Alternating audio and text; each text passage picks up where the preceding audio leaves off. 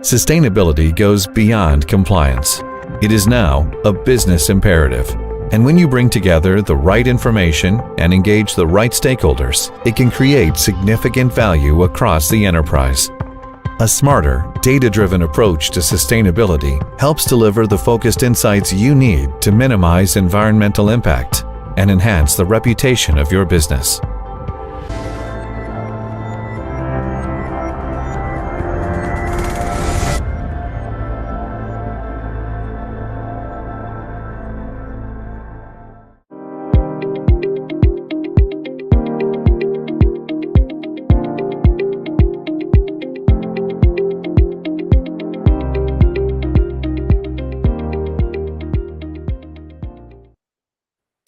Hello, everybody, and welcome to this week's episode of Realcomm Live. Every time we get going, I usually try to quantify what kind of a conversation it's going to be. You know, it's either important or interesting, critical, fun. I'd categorize today's conversation. All of them are really important, but I would say today's conversation is going to be fun. We have got three really smart people on the topic, and the topic is AR, VR, XR, Metaverse, all the different immersive technologies. Are we going to be walking around with, goggles on our head, and what are those goggles going to look like in the future, and what does it mean to work, and what does it mean to specifically the real estate industry? So our journey on this started probably in around the 2013 timeframe, so that'd be about 9 years ago. And in 2014, we did our annual CoreTech event, which is for corporate real estate, at the Sprint headquarters in Kansas City. And I remember, talking to them, and they had a very ambitious, innovative real estate team. And in 2014, they literally had their engineers, their assistants, their data researchers, their property managers running around the room with goggles on. Can imagine, we're going to talk to the panelists about how early that technology was and what it looked like. But imagine 2014 running around trying to simulate what it would be like to fix a piece of equipment with remote assistance wearing a piece of goggles, or wearing a pair of goggles, I should say. So 2014, so we're talking 8 years ago. And one of the things we're going to try to get to on the discussion today is timeframes, adoption, so people can kind of plan and know when to jump in and where the early adopters are, and then when we make that critical chasm jump and bring this more into mainstream. So let's bring on our guests. We have got Stuart Appley, Managing Director, GWS Tech Solutions for CBRE. Miquel Vidal, Head of XR Mixed Augmented Reality Realty Solutions, CBRE, and Amy Peck, Founder and CEO of EndeavorXR. Hey, everybody, how are you? Hey, hiya. Good. We're having so much fun in the green room, we didn't even want to get started. First of all, thank you all for being here. Miquel, I know it's end of your day. It's getting close to pub time in the UK, so we're going to get you out of here on time. Well, actually, we always go over a little bit, but we'll get you close. So, and Stuart, thank you for today and the years and years of support. And Amy, thanks for your devotion and focus on this topic. We know how hard you work trying to get this ball moved down the court. And as you know, with any new technology, it's easy to put a hype statement up on a PowerPoint. It's not so easy to get it implemented at scale. So thank you to all of you. All right, let's start with defining the R's, okay? Let me take a stab at guess. VR, virtual reality, augmented reality, mixed reality, XR, I'm not so sure of, and Metaverse, we all have our own interpretation. So Amy, why don't we start with you and give us a little bit of the definitions and what they mean? Yeah, so you think of it as a spectrum, right? And on one end of the spectrum is AR, augmented reality, and then you move into mixed reality, and then on the other end of the spectrum you have virtual reality. And the umbrella term, and some people have called it extended reality, or it's sort of the overarching term to kind of talk about all of these virtual realities. But at the end of the day, that's not what we're going to end up calling them in the future. It's just going to be. But augmented reality and mixed reality, I think the fundamental differences, as I describe it, is augmented reality is more just a digital overlay in your field of view. So if you ever played Pokemon Go, aside from the Pokestops, which were anchored in the real world, like the characters were just sort of plastered on the real world. They didn't really have context. When you move into mixed reality, there's spatial anchoring. So an experience might be anchored to a real place in the world. Also, what you're seeing as an overlay would have context to whatever it is you're looking at. So in the case of like remote assistance, for example, if you're working on a piece of equipment, that overlay would be anchored to the piece of equipment and would give you additional information about it. So that's kind of how I differentiate the two. And then virtual reality, again, you're just in fully immersed environment and you can't see your surroundings. You don't want to walk around with those. Miquel, what's the relationship with the R's to the metaverse? Wow, that's a good question. And if you don't have the answer, that's fair. but in essence, is a means or a medium in which you can experience metaverse. Metaverse, it's been mainly linked to 3D experience, to full immersive experience. But today, and again, if I may, Jim, I think I'd like to make a clear distinction between what I believe is the metaverse with capital M or bigger M, and metaverses with a lower m or smaller m, because there's a big difference. The metaverse, the vision of Mark Zuckerberg and Satya Nadella and others, as I'm sure we're going to discuss it here, is far down the road. We're talking about up to 10 years. Today I was reading a report, 2040. So we are very, very far away of the metaverse. The metaverse as a way of having that platform which is persistent, decentralized, interconnected, and full 3D experience. But in terms of metaverses, the sandboxes, the Minecrafts, the Decentraland, the Fortnites, yes, today we have already those. And the way we experience those is through the XR. Some people experience through the XR, and depending which level of immersion you want, you can go all the way to full Monty, 360, or you can go through AR, or in some cases, you may want just 2D version, which is through a tablet or through a PC, which today is where the consumption of this sort of metaverse is, low M, remember, is today most of instances. But it's ultimately the level of immersion in which you want to experience the metaverses. The first time I put on a set of goggles 6-7 years ago, I was at the Irvine company in California, and they had spent a significant amount of money to create a virtual environment for one conference room. Okay. They were playing around, experimenting with it, which I give them a ton of credit for. And I tried looking under the table in this virtual world, and I got dizzy, actually, right? And I don't know if you've seen the video out there on I think it's TikTok, where the guy, it's so realistic, the guy runs into the wall and almost takes the wall down. And so, I want to get to the bottom of where in the spectrum we are. But before we do that, Stuart, you're the guy who's out there in the real estate world, the physical world, with customers, clients. We're a pretty stubborn industry sometimes as far as adoption to this stuff. And we actually believe you got to be in a physical space to get things done, hence buildings. How is this topic, how do your clients, your prospects, how do they gravitate to this technology? Are they running towards it? Are they running away from it? What's your assessment of our industry? They're not running away from it, but I think they're having trouble understanding what it really means for them.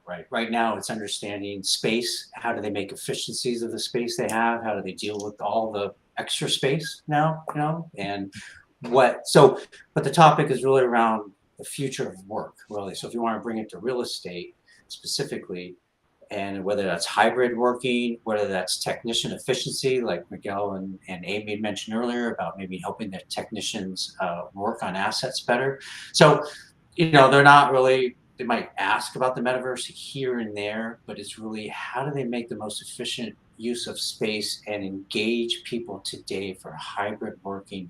That's the topic. That's top of mind. Yeah. I mean, I've been in the real estate industry almost my entire career, and I'm sensing some struggle because, for 100 years, we said, Henry Ford gets us in a car and takes us to the office in the morning and then to the gym after work. And now in some ways, I don't know, I see, Microsoft and Zoom and other platforms, Metaverse, as potential competitors to people's time and attention as to how they want to do things. I believe it's still really important for humans to get together, that nothing will replace that ever. And I don't want to wear a pair of goggles all day. Okay. But Well, if yes, it means but sorry, just go ahead.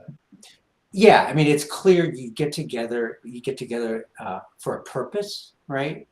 So therefore, people are spending less time, not necessarily being there every day. And how do you ensure that mode of working is truly supportive, and how do you enhance that in the future? So yes, people do we should be getting together live, but there's a lot that we can do with these immersive technologies to support that hybrid working. This conversation could go on 3 hours, because not only is it what you get when you wear the goggles or the glasses, which I think the scale will get better, but it's what do you complement this virtual world or augmented world in the physical space? It's not with goggles, it's with walls, right? It's with screens hanging from the ceiling. It's from all sorts of 3D teleportation tech, which, by the way, is our conversation next week. So I hope you join in. All right, I want to get to some context. All three of you, Amy, when was the first time you put on a pair of goggles and got excited about this? What was the date? I remember the exact moment, because we always remember our first time in VR. And it was in 2013. I had moved to San Francisco from New York to join a company called Leap Motion, which was sort of a low latency hand tracking device. And our engineers had duct taped it to the front of the very first DK1, which was the first Oculus with what is now the Quest, but it was the first developer version. It became the Rift and then the Quest of a VR headset from then Facebook, now Meta. And they had built a game called Shark Punch, which is exactly as it sounds. So I put this, this headset on, and these sharks came at you. And because we had duct taped Leap Motion to the front, I could also see my hands. And, I was brought into that company to sort of understand what the hand tracking could be for enterprise. When I saw it combined with virtual reality, What year was that? What year was that? 2013. 13. Okay. Yeah. Miguel, how about you? What year? Me, it was 2016. And like most of my peers or colleagues, it wasn't through VR. It was through MR and AR. And I just had that eureka moment. To that point, I knew very little about XR and everything else, but I had that eureka moment. I had a sort of that moment of this, wow, this is a paradigm shift. It sounds though like 2013 could have been the time that it got out of the labs and the scientists' hands and people started touching and playing. Does that sound about right? 2013, 2014? Yeah. I mean, it's kind of the third coming, really. I mean, Okay. It was started in the 60s. NASA flight sims are all the sort of the same kind of technology. So the government and the military have been using it for years, especially for training. And then in the 90s, then there was another kind of second coming when, Maya and like all these 3D creation tools started to be democratized, but still it's just the form factor was impossible. And now we're starting to see that evolution of the form factor combined with the, network infrastructure and really all of the capabilities starting to align to allow us to deliver these experiences. Now, Stuart, your background is predominantly real estate, right? First, and then tech second. When did you start hearing your customers talking about this? Did you take it to them or did they bring it to you? I'd say the first time I really heard it being used was maybe in the 2015, 16 time when, virtual leasing, right? How do you support virtual leasing started coming up? A product called Floor that CBRE bought, a few years later, was using it as one way to be able to visualize what the space looks like before it's actually built out. But it was, that was raw, right? And it still is. But yeah, around that time, started hearing more and more about that virtual. So let's call it 2014, just for argument's sake, 8 years. Okay. So now my last question before the break. What game, what inning? World Series metaphor, starting with Amy. Second game, top of the fifth. A long way to go. Miguel? I would agree. Still early days. Early days, okay. Still early days. Second, top of the fifth. And Stuart? I'd say game one, maybe inning 5. It's so early.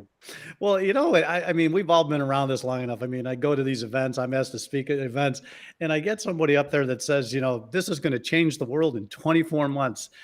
And I'm like, oh, take some of my gray hairs and some of the scars on my back, because I'm actually trying to develop a quantifiable algorithm as it relates to adoption, right? You know, the Jeffrey Moore, paradigm shift, from the first time you see it at an event or a meeting, to the point where it's really implemented. And there's, a couple dozen technologies, big ones that we can really look at the numbers, cell phones, laptops, the internet.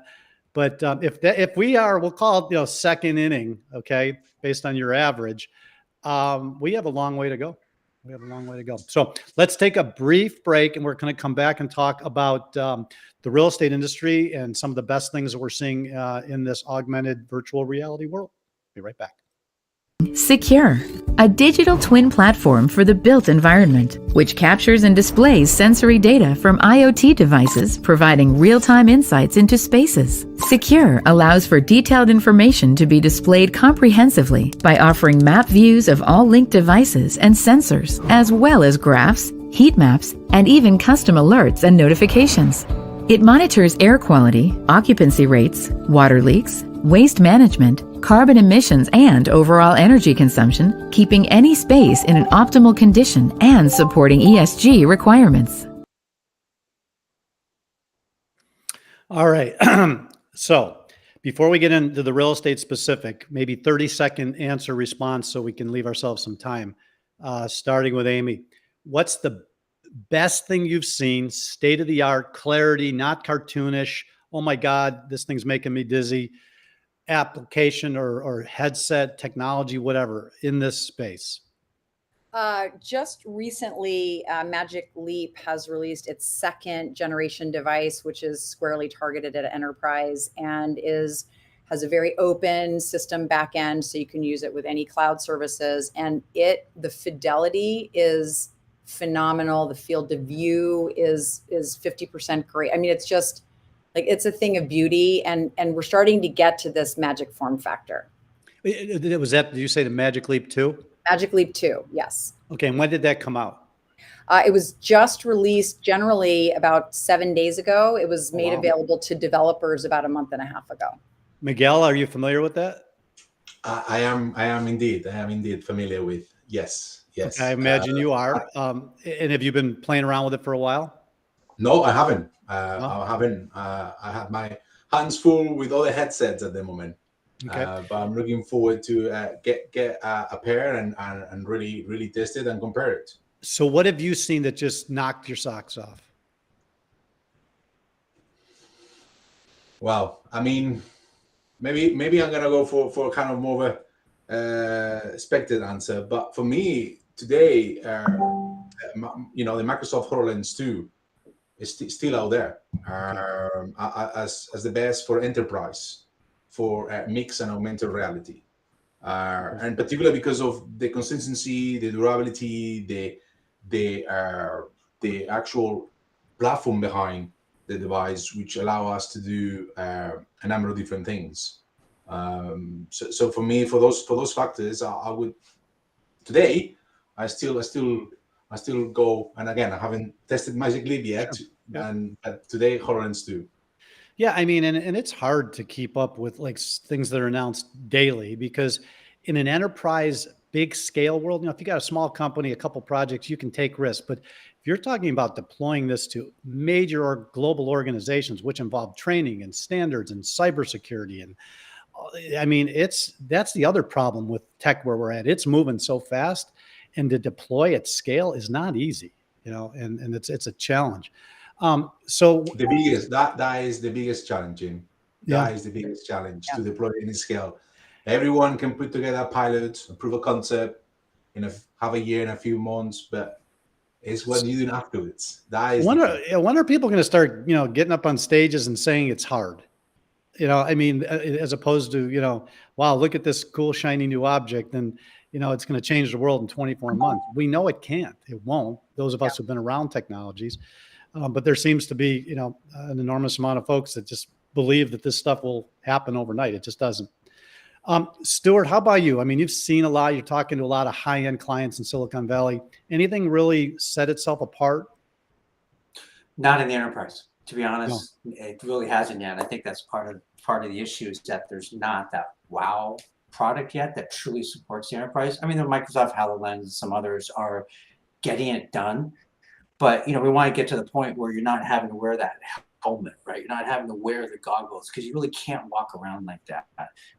I know, Amy, you mentioned the other day glasses. I mean, that's where we need to get to. So still have not seen the wow. There's a lot of use cases, but making that reality is still the hard part. Okay, hence the second inning, average of a second inning. Hey, Miquel, can you throw your headset on and show us that logo real quick? You look pretty cool in it. There you go. There it is. Are you ready for the battle? I'm ready. There it is. CBRE leading the charge. I love it. I love it. All right. So switching gears a little bit. We, again, my first venture was probably 2014 with Sprint, playing around with this. We now have some context on where we are, in the series. Let's get specific on real estate. The quick ones are, leasing, empty suite, put modern furniture in, put contemporary furniture or, traditional furniture in while you're looking at the view out the windows, right? So that's kind of the mixed, right? And then we've talked a lot about the maintenance, assisted maintenance, the life cycle, facility operations, training. Stuart, in your travels, which of those applications get people's attention the most? It's the maintenance. Well, I mean, so what we're trying to look at is what's real, right? What can help people today, and it is around technician efficiency, right? That's one of the big things, use cases we're seeing. Miquel can talk about some other things broadly at CBRE, but that remote training, remote triage, especially in geographically dispersed areas, say EMEA, and what we're really excited about is being able to then come up to an asset, see information about the asset, the overlay that Amy had mentioned, make that whole time that the technician is spending there much more efficient. Those are the real use cases that I think people are excited about, but it's still not really deployed at scale yet. So Miquel, you're at the top of this discussion at CBRE. Have you seen technicians using these in the field? Have you developed some program at a little bit of scale? Yes, we do indeed. We've been at this for many years, but today officially we deploy this across a number of accounts within CBRE, targeted mainly to our frontline workers, and those are technicians, engineers, auditors, surveyors, project managers. And yes, we talk about the metaverse, or the metaverses, but as I said to the folks in CBRE, let's think big, but start small. Start small, build organically. Because throughout this journey, there is a lot of education, a lot of patience, a lot of hard work. As you say, Jim, it doesn't happen overnight, but people get it.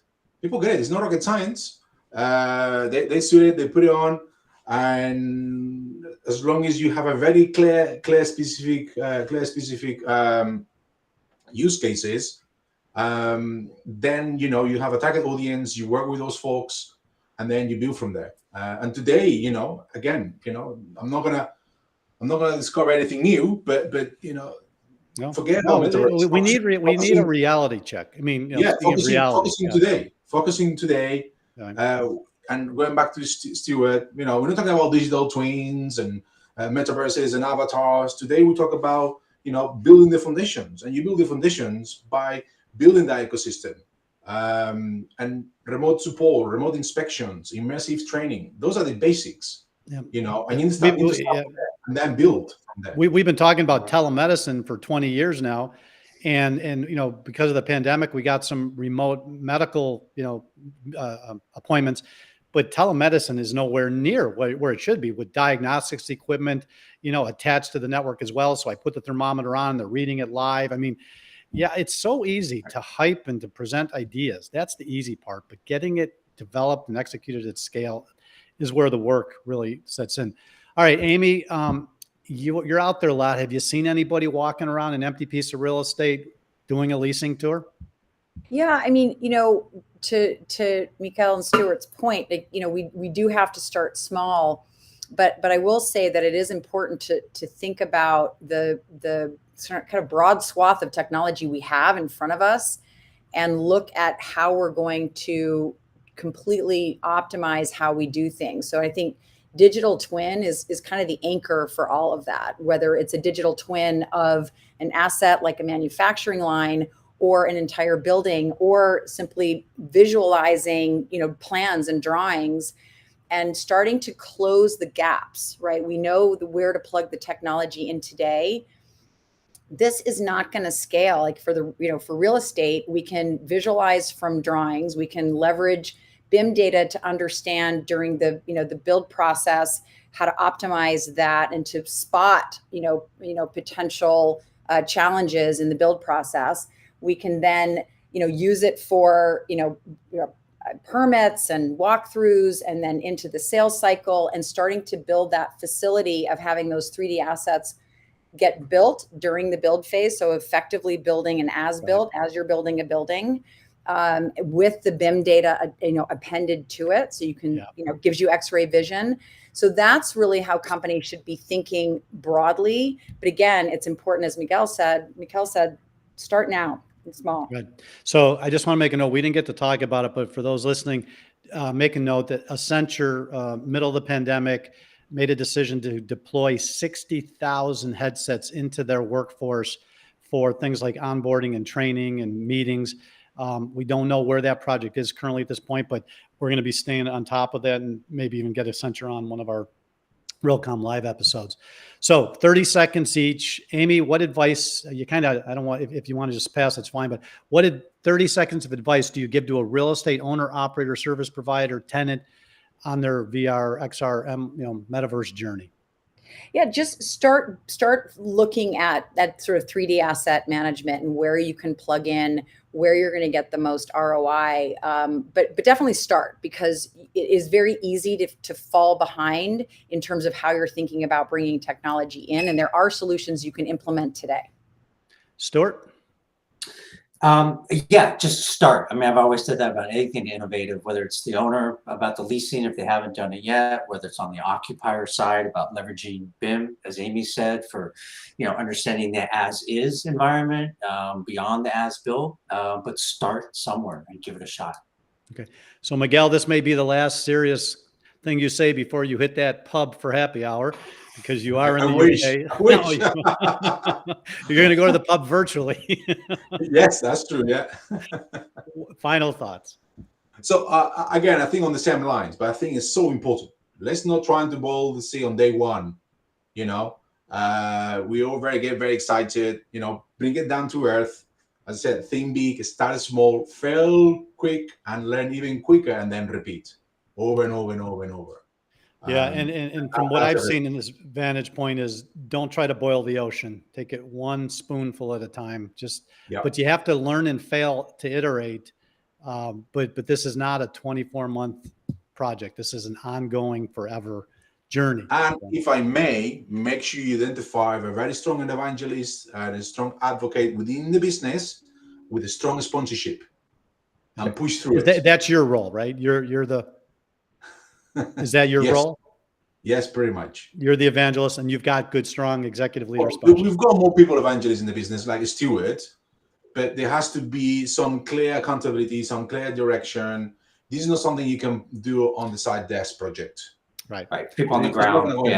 You have to have people committed. Yeah. You need to have commitment. You need to have not just an evangelist just talking about it. You need to do, more importantly, you need to have a lot of doers. Because we're all very good at thinking and visioning, but doers, there's no many. So you need to have doers doing stuff. Totally agree. Otherwise, it says they will not listen to you. Yep. Totally agree. Well, you can see we went over, which I anticipated we were, but it was well worth it. I hope to get you guys back. Big topic, but we always like to say we're excited and passionate about technology, but we take a pragmatic look at it. We don't want to overhype. And all three of you did a wonderful job bringing to the audience the realities of what it takes to get into this new virtual reality world. So thank you so much. And we'll be chatting with you shortly. Thank you. Bye-bye. Bye-bye. All right. Well, you can tell how much fun that was. Again, we've been having that conversation on that topic for about 8 years. And it's good to hear people who know what they're doing break it down for us in very practical terms. So with that, let's bring on Nance to do the news. Hey, Nance, how are you? Good morning. Yeah, that was a Good great session. Yeah, it was a lot of fun. I'm going to get out Yeah. of your way and so you can get to the news. All right. Thanks, Jim. Here is a quick recap of a few of the articles in this week's news briefing, which is published every Thursday morning. Cybersecurity vigilance and privacy strategies is our lead article this week. It summarizes a series of webinars on IT and OT cybersecurity and privacy that were hosted by Realcomm over the last few weeks. GSA, Urban Edge, Kilroy, and several other commercial real estate firms comment on the competing priorities between the three and share how their organizations are handling this important issue. The article includes some interesting stats and best practices and also has links to the 3 webinars for on-demand viewing. Next, GSA completes study of machine learning in federal buildings and sees it as the future. BizNow reports that federal real estate officials believe they have found a technology that makes a human better. They're looking to implement it in large buildings across the government's portfolio. Based on the results of a study backed by the Department of Energy, GSA has found it can save millions of dollars in energy costs by implementing smart systems that control energy use in real time at certain sites. The study implemented prescriptive data's Nantum OS technology across 4 GSA properties that then achieved between 5 and 11% energy savings. If implemented in just a small portion of their very large portfolio, potential savings could gross the GSA about $4.5 million annually. Our next article comes from Globe Street. Confidence in PropTech is down for investors and startup founders. Metaprop recently released its mid-year 2022 Confidence Index, which gathers insights from PropTech startup firms and investors. Survey results show that Investor Confidence Index is 5.8 out of 10, its lowest ever rating, and a severe drop from the 9.3 mark it hit just 6 months ago. Meanwhile, the Startup Confidence Index didn't fare much better, 4.2 out of 10, also an all-time low compared to a record-setting 8.3 a year ago. Check out the article, which includes more on the PropTech market overview. And lastly, this week's Realcomm Best Practice Showcase Project Spotlight featured Ericsson's 5G smart factory located in Lewisville, Texas. This connected, agile, sustainable factory of the future is their first highly automated smart factory in the US, producing 5G and advanced antenna system radios to accelerate 5G deployment in North America. There were plenty of lessons learned during the project as they had to adapt to the realities of turning a 300,000 square foot concrete building, which was originally designed as a fulfillment center, into a high performance, automated, and sustainable electronics manufacturing facility. And that's a recap of this week's news. Be sure to read these and other articles in our weekly briefing by visiting our website and clicking the news link at the top of the page. You know, you nailed it. I mean, cybersecurity, privacy, top topic. GSA been part of our community for 20 years, really as a government organization, pushing the envelope. Yeah. 5G, everybody's kind of confused. We got real case studies, going on here. And of course, the prop tech investment. I've been a little critical of the amount of money coming into prop tech for 13 years now, saying, show me the money. Where are the results? I think we're starting to see a little bit of that hype die down a little bit. And we're going to see some more governance and some more stringent requirements in those funding cycles. Yeah. So, confidence is waning, and that was down 50%. Yeah. Well, I mean, at some point you got to say, show me the money, right? I mean, we invest in an idea, a product. And I think a lot of the issue has to do what we talked about in our last conversation was the adoption curve. Everybody thinks, they look at a new idea, maybe they don't know the real estate industry. They say, people are just going to jump into this. They have to jump into it. It's a great idea. They don't realize the levels of complicated decisions that have to be made. And so, it's great job on those articles. Thanks to the back end team, to Howard, Sherry, pulling it together, and great job delivering it. Very pertinent. All right. Have a great weekend. Thank you. You too.